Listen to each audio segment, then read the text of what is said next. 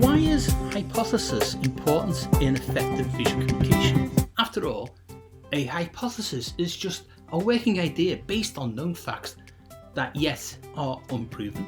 Yes?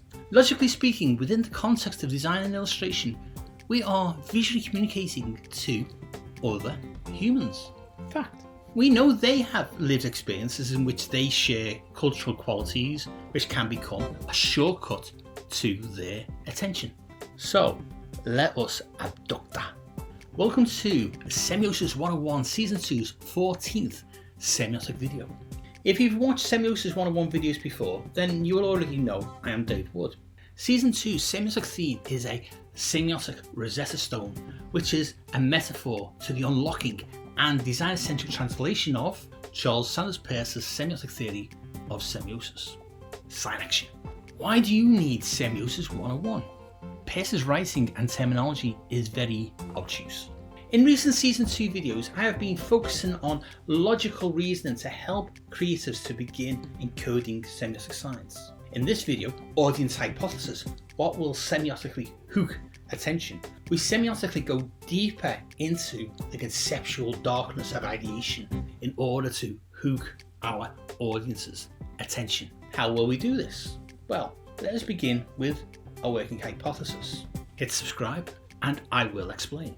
We have discussed audience attention a lot in this season of Semiosis 101. We have pretty much danced around how hooking and maintaining that attention can semiotically be achieved. We have examined how, within Peirce's semiotic theory, the triadic interconnection between a concept and its representation is dependent upon the interpreter. We have used a visual communication design macro analog for this in the form of the client, the creative, and their target audience. We have seen how semiotic sign action, semiosis, cannot even begin to work if the audience does not perceive the semiotic sign at all. So, how do we as visual communicators get semiotic sign action to begin to visually hook attention? Well, in semiosis, the action cannot even begin until something is interpreted as something. Who interprets? The target audience does this. Who is responsible for the visual communication? Yup, the illustrator or designer. What do they visually communicate? What the client needs from the set brief. How do they do this? Obviously, within their disciplines, the visual communicators craft outcomes that, through manipulating type and image in different proportions, convey this to the audience. Peirce refers to this communicational situation as a determination flow between an object through its representative to an interpretant revealing the object. In Semiosis 101 design-centric terms, on a macro level, this means a determination flow between the client's concepts through how the creative crafts the concept's representation to an interpretation by the target audience, who connotatively arrive at an understanding of the client's concepts. Simply put, semiosis helps creatives to effectively visually communicate more dynamically. Why this complexity? Surely the creative just designs and/or illustrates what is in the brief, and the audience just accepts it. We all know, as fellow humans, life is not that simple. In a previous video, we have already explored why the by beans approach is a dead end in visual communication. Remember, in Semiosis 101, we are focused on deeper communication beyond a mere denotational level. In that deeper level of visual communication, both the creative and audience have to work harder in the communication. Why? We have already in Semiosis 101 unpacked visual noise, which Hall discusses in his excellent book. But for those of you just joining us, here is a thought experiment. Wherever you are watching this video, whatever time of day, try to think back and remember how many pieces of visual communication have you seen today. What do I mean? Think about every single thing in your lived experience today that has an image on it, has type on it, has image and type on it. This could be packaging, tins, posters, signs, newspapers, etc., etc. Can you count them all? Do you remember them all? Of course not. That is the visual noise we talk of. Too many pieces of visual communication vying for an audience's attention. How can a creative compete against that visual noise? Well, firstly, remember, we are not designing for everyone's attention. We have a primary audience the client wishes to connect with to enact an action of some kind from what a creative Great. What connects the client's communicational need with the intended target audience? That is where a working hypothesis of the audience's shared experience can provide the creative with insights on how to visually hook their attention. The basic building blocks of visual communication, whether illustration or typographic, are lines, shapes, colours, weights of strokes, negative and positive space, etc. These basic visual communication building blocks within Peircean semiotics are potentially iconic representation. Let us think about this and how this relates to the audience and gives an insight into how to iconically encode semiotic hooks to trigger their interpretation. Last week I used an example context of a client's target audience as cinema goers. The working hypothesis to begin ideation to trigger the audience's interest played on visually communicating darkness in the context of the visual aesthetic, evoking a familiarity to, a resemblance of the quality of light in a screening. When I say darkness, I am obviously not meaning everything is visually black. That would make no sense. Iconic representation is about qualities, resemblances, familiarities to things that the audience already have experience of, even if it's only subconsciously. So, in the working hypothesis example of darkness as a visual quality to manipulate, to begin to tickle the perception of the audience into taking the visual bait, the hypothesis, abductive reasoning, is that a cinema-going target audience feels comfortable with the sense of cinematic darkness. As abductive reasoning logically is not concerned with fact, which is deductive reasoning, or scientific proof, inductive reasoning, but with the best possible explanation. The hypothesis of enjoying being in the dark is the starting point. From this hypothesis, creatives can visually lay the semiotic signs as bait to hook attention.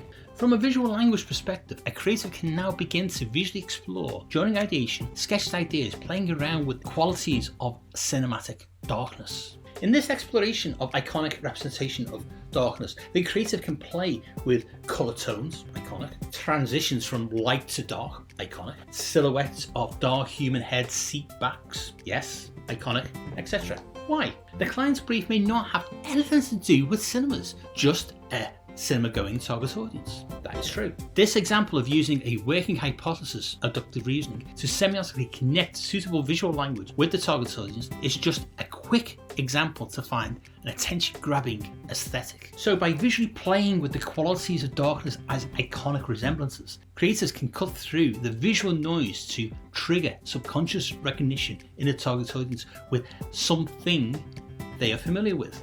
The trick is to trust the ideation process and a working hypothesis to help gain working insights towards a subconscious triggering of recognition of familiar qualities.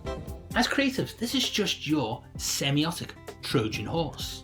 It is a communicational shortcut that once attention is hooked, the sign action can then begin to work. The semiotic power is not just encode, but to interpret meaning. This meaning is by its very semiotic nature connotatively conveyed. It is meaning that emerges from interpretation at differing levels of audience's involvement. In these videos I have used an example of an image of a panda that is at the same time just shapes and lines, a drawing of an animal, an actual panda, and a logo. Whichever level you perceive at depends on your personal experience, cultural context, and frames of reference. If you only see shapes, the sign action has not been triggered. If you perceive the shapes as something, semiotically the sign action has been triggered. If you perceive the shapes as an animal of some sort, iconically the meaning has begun to work as you recognize qualities to something that is familiar. You have in your lived experience recognition of what is being represented is animal shaped. If you perceive the animal shape as a panda, iconically the qualities point you to indexically make the connection to an existent thing you know. If you know what logos are and one thing can symbolically be agreed to mean something else, then you will know that as a logo it is no longer merely a panda.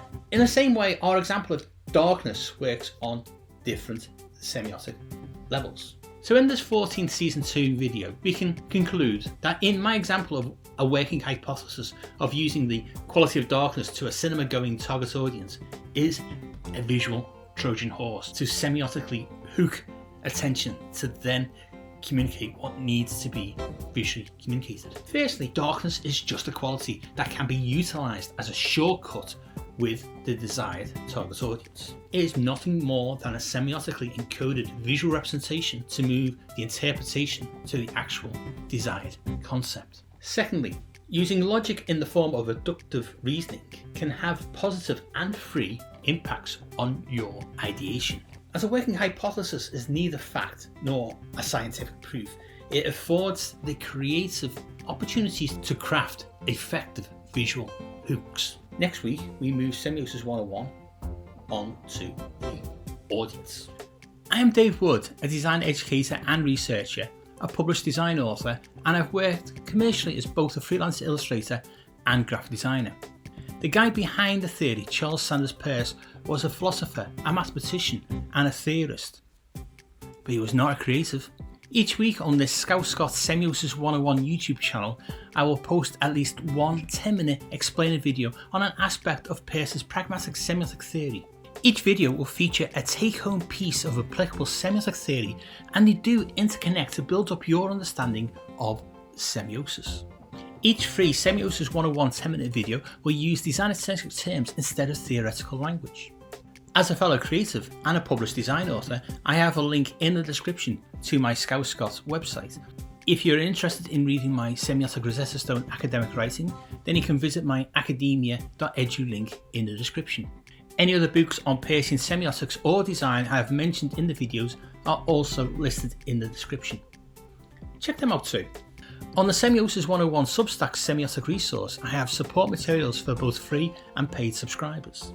There are full annotated reading lists, video transcripts, 5-minute reads, plus other goodies and exclusive Semiosis 101 merchandise. The Substack link is in the description. Thanks for watching.